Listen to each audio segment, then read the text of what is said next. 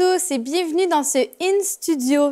Aujourd'hui, on parle de la quatrième caractéristique que l'on peut ressortir de l'histoire de Moïse et d'une perspective pour les ados. Donc, on est dans cette semaine qui s'appelle La vie de Moïse pour les ados et ce quatrième message s'appelle Tout le monde contre Moïse. Donc, depuis lundi, on voyage à travers l'histoire de Moïse. On a commencé par parler de sa naissance et de l'arrivée de Moïse dans le monde, pour ensuite parler de l'appel de Moïse et de comment Dieu s'est révélé à Moïse pour lui donner une mission. Le troisième message, c'était par rapport à Moïse, un homme qui parle face à face avec Dieu et tout ce qu'on peut rechercher dans un temps de prière avec lui.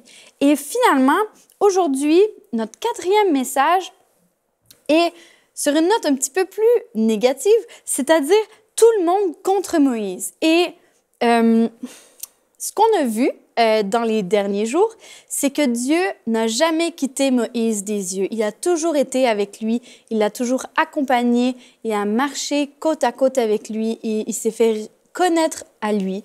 Et à quel point on peut entendre souvent des témoignages de quand on commence à suivre Jésus, quand on commence à servir Dieu et à accomplir la mission qu'il nous a donnée, eh bien souvent, on va retrouver des gens sur notre route qui vont être contre nous, qui vont vouloir nous faire trébucher ou qui vont seulement montrer leur mécontentement. Et malheureusement, c'est quelque chose qui arrive parce que quand on accomplit la mission que Dieu nous a donnée, on s'attire sur nous des gens mécontents. C'est-à-dire que alors que nous, on peut donner le meilleur de nous-mêmes et vraiment servir Dieu d'un cœur pur, mais peut-être qu'il y a des gens autour de vous, peut-être que vous allez faire face à des gens qui, eux, ne connaissent pas cette mission que Dieu vous a donnée, qui ne connaissent pas les choses que Dieu vous a révélées dans le secret et qui vont peut-être s'opposer à vous ou peut-être même mal vous comprendre. C'est-à-dire que des fois, sans le vouloir, on peut être perçu comme une personne que l'on n'est pas, simplement parce que les gens qui nous regardent ne nous connaissent pas. Et vous savez, Dieu vous connaît, Dieu vous voit, Dieu connaît vos cœurs. Et aujourd'hui, on va parler de tout le monde contre Moïse et on va essayer d'aller chercher, ce qu'on peut apprendre des histoires dont je vais vous parler. On va regarder à 2 histoires dans la vie de Moïse. Mais Dieu sait à quel point il y en a des tonnes des histoires où des gens se retournent contre Moïse. Et c'est quoi le rapport avec un ado? C'est que, vous savez, un ado, peut-être la phrase qu'il va pouvoir dire le plus souvent, c'est « personne ne me comprend ». Je me sens incomprise. Ou après, des adultes qui imitent les ados vont dire « Ah, personne ne me comprend ». Mais vous savez quoi? C'est vrai. Parce qu'un ado, même si dans son cœur, ça veut montrer de l'amour ou ça veut montrer de l'affection ou c'est pas nécessairement fâché, ben peut-être qu'à un moment donné, ça va exploser puis blablabla. Puis, vous savez quoi? Des fois, en tant qu'adulte, on peut être assez bête pour se fier seulement à ce qui sort de leur bouche, mais pas à ce qu'ils montrent. Et vous savez, des ados avec un cœur pur, puis des ados qui veulent bien faire, il y en a beaucoup plus que vous le croyez. Et moi, dans mon expérience de ministère auprès des ados, vous savez, j'en ai vu de toutes les couleurs. Et puis, entre autres, une ado que je suis et que je visite souvent, vous savez, elle a un problème d'opposition, c'est-à-dire que dès que tu vas dire quelque chose, elle va te répondre du tac au tac « Non, non, non, fais pas ça, je veux pas », puis elle va faire le bras de fer jusqu'à temps que ça soit toi qui craque. Et à cause de ça, elle s'est attiré le mépris des adultes autour d'elle en disant « Mais comme, ah, mais de toute façon, elle, c'est une manipulatrice, elle, c'est une comme ci, elle, c'est une comme ça. » Mais au final, dans les temps calmes, dans les temps où on était juste assises les deux et puis qu'il n'y avait aucune pression sur elle, elle m'a révélé le plus grand cœur, le cœur qui aimait le plus, un cœur pour la mission, un cœur pour les gens dans la rue, un cœur généreux. Et j'aurais jamais été capable de percer et de voir ce cœur bon et ce cœur pur et ce cœur qui aime si je m'étais seulement fiée à ce qui sortait de sa bouche ou à son attitude ou à ses crises ou au moment où elle faisait une rébellion ou une contre-attaque, si je peux dire ça comme ça. Donc, ce que j'essaie de dire là, c'est que les gens qui sont autour de vous, peut-être qu'ils se fient juste à ce qui sort de votre bouche, peut-être qu'ils se fient juste à ce qu'ils perçoivent de vous, mais Dieu sait ce qu'il a placé dans vos cœurs et à quel point ça peut être frustrant pour quelqu'un qui sert avec humilité de se faire appeler quelqu'un d'orgueilleux ou quelqu'un qui sert sans compter ses heures de se faire appeler paresseux, ce genre de choses-là. Et malheureusement, c'est quelque chose qui va arriver parce que quand on fait quand on accomplit la mission que Dieu nous a donnée, on est visible et puis les gens qui nous regardent, ils prennent souvent pas le temps de bien évaluer et de bien comprendre qui on est. Donc aujourd'hui, on parle de tout le monde contre Moïse et vous savez à quel point Moïse a eu de l'opposition, que ce soit des membres de sa famille, que ce soit du peuple, que ce soit des Égyptiens quand il y avait tout le bras de fer avec le pharaon. Et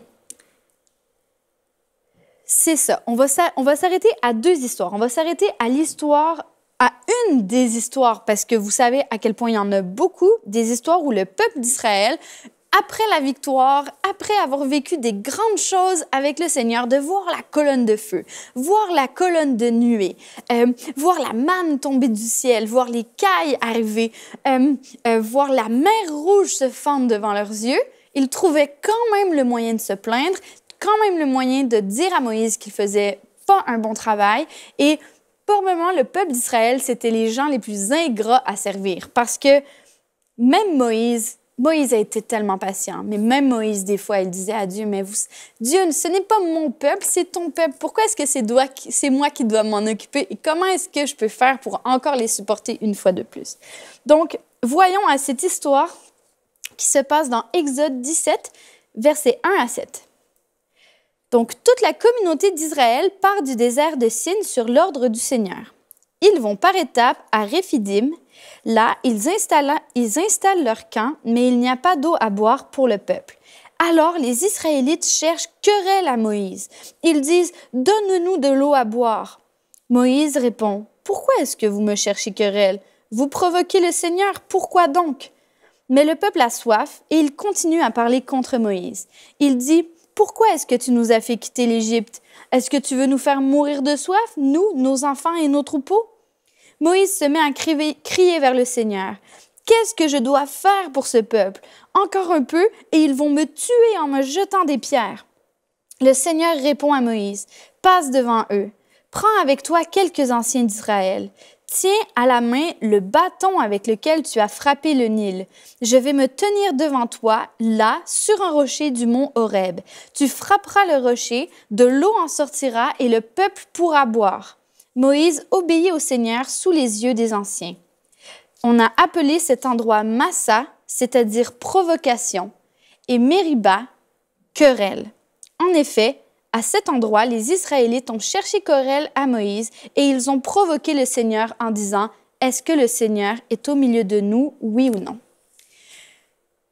Moïse en a vu de toutes les couleurs avec le peuple. Et c'était pas la première fois et ça sera malheureusement pas la dernière fois que le peuple arrive devant Dieu et devant Moïse en disant « Pourquoi tu nous as sortis d'Égypte? On était bien en Égypte. En Égypte, on mangeait du pain. En Égypte, on mangeait de la viande. En Égypte, on manquait pas d'eau. » Mais ils oublient qu'en Égypte, ils étaient aussi esclaves, méprisés, violentés et écrasés par le peuple égyptien. Et est-ce que je peux juste ouvrir une parenthèse sur la nostalgie? Vous savez, la nostalgie, c'est probablement le piège le plus sournois dans lequel vous pouvez tomber. Parce que quand on est nostalgique, on repense au passé, mais d'une façon où on oublie tout ce qui allait pas bien, et puis on pense seulement aux bonnes choses. Ah, c'était bien. Ah, dans le passé. Ou ah, avant que je connaisse le Seigneur, il y avait telle chose. J'avais tels amis avec qui j'étais tellement bien. Ou j'étais dans telle ou telle situation où j'étais reconnue. Ou pas comme en ce moment où j'ai des conflits où ça va moins bien. Mais la nostalgie, si je peux juste vous dire ça comme ça, faites très, très attention. Parce que quand on repense au passé avec nostalgie, on oublie toutes les choses qui ne fonctionnaient pas et on n'y pense pas d'une manière intelligente. C'est-à-dire que vous allez évaluer votre vie et puis vous n'allez voir que les bons coups, les bonnes choses et vous allez oublier toutes les raisons pour lesquelles vous êtes mieux en ce moment qu'avant. C'est-à-dire que le peuple était nostalgique de l'Égypte alors que Dieu, s'il a appelé Moïse, c'est parce que le peuple d'Israël a crié à Dieu, « Seigneur, délivre-nous! Seigneur, on n'en peut plus, viens nous libérer! » Et ça, ces temps-là, ils les ont oubliés très, très rapidement, le peuple. Là, il manque d'eau à boire. « Oh, tu nous as envoyés dans le désert parce que tu voulais notre mort, nous, nos enfants, nos troupeaux. » Je pense vraiment que vous et moi, on est d'accord pour se dire que Moïse ne cherchait pas la mort du peuple en les envoyant là. Et puis même dès le début, ça dit « Toute la communauté d'Israël partit du désert sur l'ordre du Seigneur. » C'est le Seigneur qui les a envoyés là-bas. Et au final, Dieu, il lui a dit de frapper avec le bâton un rocher et il en est sorti.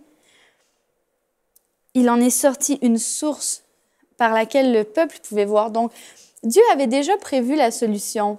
Mais malheureusement, dans votre vie, si on se base sur la vie de Moïse, il y aura des gens contre vous qui ne vont pas voir que vous avez déjà pensé à la solution ou que Dieu a déjà pourvu la solution dans vos mains. Ils vont juste s'attendre à un résultat tout de suite.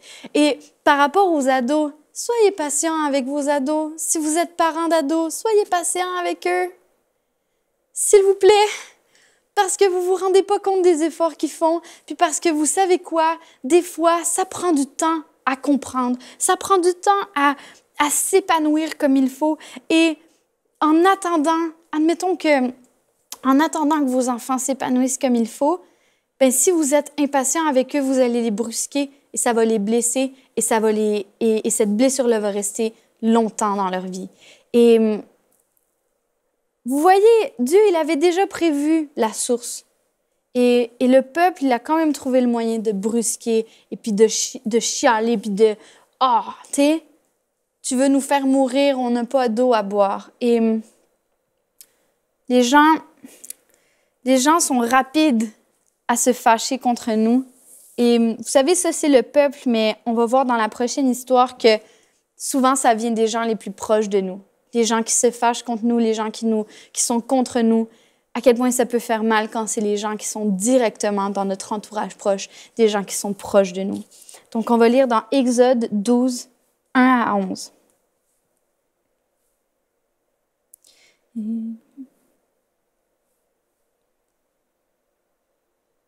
Non, c'est Nombre 12.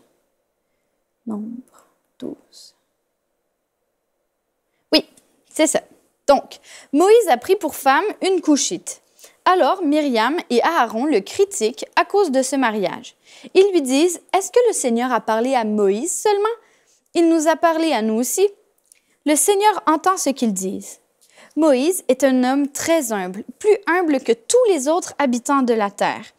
Tout à coup, le Seigneur dit à Moïse, à Aaron et à Myriam, « Venez tous les trois à la tente de la rencontre. » Ils y vont tous les trois. Le Seigneur descend dans une colonne de fumée. Il s'arrête à l'entrée de la tente.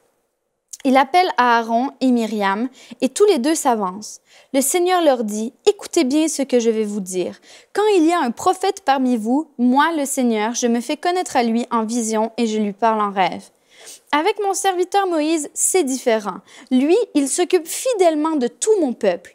Je lui parle directement et non de façon cachée. Je me montre à lui et il voit quelque chose de moi, le Seigneur. Alors comment osez-vous critiquer mon serviteur Moïse? » Le Seigneur est très en colère contre eux et il part. Quand le nuage de fumée quitte la tente, Myriam est couverte de taches très blanches. Ce sont des taches de lèpre. Aaron la regarde. Elle est lépreuse. Il dit à Moïse, « Nous sommes coupables, nous avons complètement manqué de sagesse, mais je t'en supplie, ne nous punis pas à cause de ce péché. » Aaron, c'est l'acolyte de Moïse, c'est celui qui l'a suivi dans toutes ses aventures, c'est celui qui a été désigné par Dieu pour le soutenir et pour être avec lui dans tous les combats.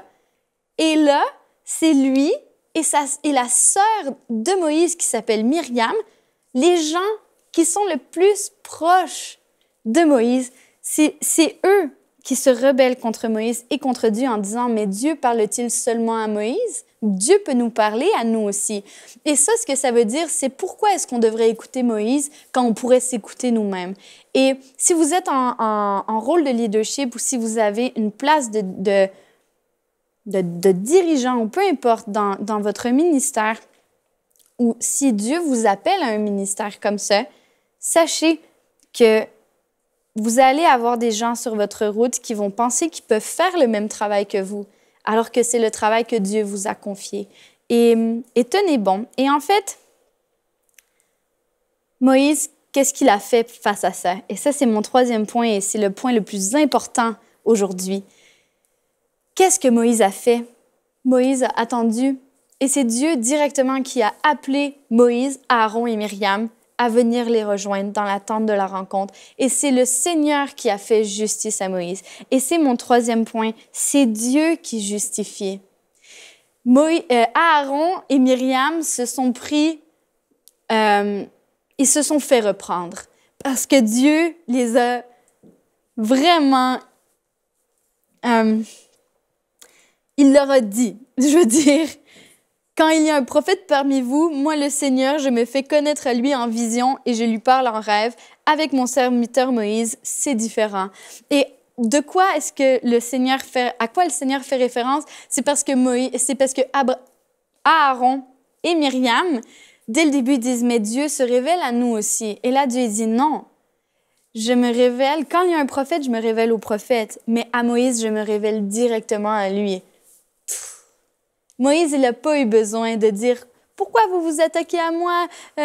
J'ai tout de suite répondu, j'ai obéi, je vous ai libéré, je vous ai nourri, je vous ai fait boire, et puis je vous ai dirigé. » Et puis, il n'a pas commencé à se justifier lui-même alors qu'il aurait été en mesure de le faire parce que Aaron et Myriam, c'était des personnes de confiance autour de lui. Il aurait pu leur dire « Écoute, ce que tu es en train de dire en ce moment, c'est n'importe quoi. Je crois vraiment que tu devrais m'écouter parce que tu réfléchis pas avant de parler. » Moïse, qu'est-ce qu'il a fait? Et puis, ça dit que Moïse était l'homme le plus humble de tous les habitants de la terre. Et je pense que ça peut être une leçon d'humilité pour nous aujourd'hui aussi. Quand quelqu'un vous attaque, quand quelqu'un est contre vous, quand quelqu'un dit quelque chose de faux contre vous, qu'est-ce que vous faites? Est-ce que vous essayez de vous justifier? Est-ce que vous essayez de vous venger? Est-ce que vous le gardez en vous et ça crée de l'amertume? Et on va parler demain du fruit de la rébellion et du fruit de l'amertume dans un message qui s'appelle « La fidélité de Dieu et la rébellion du peuple ». Et vous savez, quand quelqu'un vous attaque, quand quelqu'un est contre vous, la meilleure chose à faire et le meilleur conseil et la plus grande sagesse que vous pouvez tirer de la parole de Dieu, c'est attendez et c'est le Seigneur qui va vous justifier. C'est le Seigneur qui va... c'est ça, c'est le Seigneur qui va vous justifier. Et vous savez, j'ai un de mes psaumes préférés, le psaume 37, dans lequel on fait beaucoup référence à ça. Ça dit « Remets ton sort à l'Éternel, c'est lui qui agira. Garde le silence devant le Seigneur. » Et à quel point ça peut être difficile de garder le silence des fois, surtout quand on est victime d'injustice. Et savez-vous quoi? Les ados, la génération aujourd'hui, fait beaucoup, est victime d'injustice tous les jours. On pense qu'on les comprend. Les professeurs pensent qu'ils les comprennent et puis leur donnent une réprimande ou bien font un commentaire. Vous savez, c'est pas l'ado qui parle le plus fort faut pas se fier aux apparences, faut pas se fier à ce qu'ils disent. Et puis, à quel point ça peut être facile quand on est un ado de vouloir répondre et puis dire « Ah oui, et puis toi, t'es pas mieux. Ah oui, et puis ben, moi, j'ai fait du mieux que je pouvais. » Ou à quel point ça peut être frustrant pour un ado de faire un effort et que l'effort ne soit pas reconnu parce que le parent ou le professeur ou la personne à côté non seulement ne reconnaît pas l'effort, mais lui réprimande de ne pas avoir fait assez d'efforts, de ne pas être allé assez loin. Et je le sais parce que je l'ai vécu quand j'étais ado, puis je le sais parce que je le vois tous les jours avec mes ados. Quand on fait un effort, et puis quand c'est vraiment quelque chose de difficile, et puis de faire l'effort d'arriver, admettons, d'arriver pour une fois à l'heure, ou pour une fois de... Vous savez, pour certains ados, c'est déjà même difficile de venir à l'église ou de faire l'effort d'être là. Alors quand ils sont là, réprimandez-les pas parce qu'ils ont une casquette ou parce qu'ils sont mal habillés ou parce qu'ils parlent pendant la réunion. Ils se sont déplacés, ils sont là. Je veux dire, il faut de l'ordre. Et puis, si tu es un ado et que tu te reconnais comme celui qui parle pendant la réunion, je tiens à te dire que je te comprends parce que j'étais pareil à ton âge, mais qu'il faut de l'ordre et puis il ne faut pas que tu empêches les autres à côté d'entendre le message et que si tu arrêtes de parler à ton voisin à côté, tu vas peut-être entendre quelque chose qui va être pour toi dans la réunion. Mais vous savez, tellement souvent, j'ai vu ça, moi, des adultes qui rabrouent des ados, et puis après, moi, je vais les voir, je fais, mais est-ce que vous saviez que cet ado passe à travers telle épreuve en ce moment, puis qu'en ce moment, vous avez juste enfoncé le clou? Donc, faites attention. Si vous êtes un adulte près d'un ado, reconnaissez ses efforts et puis soyez là pour lui. Et puis surtout, réfléchissez avant de dire quelque chose parce que des fois, ça peut blesser plus que d'autres choses. Moïse, lui, face à l'adversité, face aux réprimandes, aux reproches injustes, qu'est-ce qu'il a fait? Il a attendu que Dieu le justifie. Et à quel point c'est plus précieux que Dieu fasse « Moïse, c'est mon serviteur, c'est mon ami, je lui parle face à face, et puis toi, tu connaîtras jamais ce que je vis avec Moïse en ce moment. » Et vous savez quoi? Myriam, elle a été punie par de la lèpre, et puis elle a dû être placée 7 jours en dehors du camp pour redevenir pure. Je veux dire, Dieu, il ne lui a pas donné la lèpre définitivement, mais pendant 7 jours, les gens du peuple savaient que si Myriam n'était pas là et qu'elle était loin, c'était parce qu'elle avait la lèpre, parce qu'elle s'était attaquée à Moïse. Et vous savez quoi? Dieu va vous faire justice. Et si vous êtes victime d'injustice en ce moment, si vous êtes victime d'attaques et puis d'oppression et puis de réprimandes, de querelles, de provocations, n'essayez pas de vous battre tout seul. Laissez-les. Dieu va vous faire justice. Et puis, je parle comme ça, je ne connais pas votre situation, je ne sais pas si c'est un conseil qui est universel, mais pour ceux qui le savent, attendez, je le dis, et puis ceux qui veulent le prendre, prenez-le. Attendez que ce soit Dieu qui vous justifie. Et puis vous savez quand même qu'à la fin de tout, la plus grande récompense, c'est d'être appelé un bon et un fidèle serviteur. C'est rien d'autre que ça. Donc, on a parlé du fait que Moïse a répondu à l'appel de Dieu. Moïse est rentré dans la mission que Dieu avait pour lui et que malheureusement, sur sa route, il a eu affaire à beaucoup d'oppression qui venaient directement du peuple qu'il servait et puis aussi parfois de Aaron et de Myriam qui étaient les personnes les plus proches de lui. Donc, ne vous surprenez pas s'il y a des gens qui s'opposent à vous depuis que vous avez accepté la mission de Dieu pour vous. Mais par contre, attendez que ce soit Dieu qui vous justifie et puis restez les yeux fixés sur le but, sur la mission, que ça soit pas une occasion pour vous. Vous savez, Moïse, il aurait pu dire « Ah oui, vous avez pas d'eau, vous manquez d'eau. OK, ben regardez, moi j'en ai marre. Je prends mon bâton et puis là, c'est fini, je vous dirige plus. » Puis il aurait pu partir. Non, il a resté, il a persévéré, il a voulu aller jusqu'au bout pour accomplir la mission que Dieu lui a donnée et Dieu l'a valorisé et Dieu l'a béni, Dieu l'a justifié. Donc, on va juste prendre le temps de prier ensemble. Et puis, si tu es quelqu'un qui est dans cette situation, si tu te reconnais comme quelqu'un qui est opprimé ou quelqu'un qui est persécuté à cause de ta foi ou à cause de ton service pour Dieu, on va prier pour toi aujourd'hui pour que tu puisses être fortifié, que tu puisses persévérer avec assurance et que tu puisses attendre le Seigneur, et garder le silence devant lui et attendre que ce soit lui qui te justifie. Oh Jésus. Seigneur, il y a tellement de sagesse dans ta parole. Et tu nous apprends, Seigneur, à garder le silence devant toi. Tu nous apprends à attendre et à attendre ta justice, à attendre que ce soit toi qui nous justifie, Seigneur. Et je te prie pour de la persévérance, je te prie pour un souffle d'espoir et de force, Seigneur, dans la vie de chaque personne aujourd'hui qui ressent cette oppression, qui vit cette persécution, Seigneur, à cause de leur foi ou à cause de leur service envers toi, Seigneur. Je te prie de les renforcer là où ils sont, qu'ils puissent se sentir portés par toi, qu'ils puissent se sentir comme si c'était la première fois que tu les relevais, Seigneur. Je te prie pour que tu puisses faire taire les oppresseurs autour d'eux, Seigneur, et que tu puisses toi-même justifier ces personnes, Seigneur.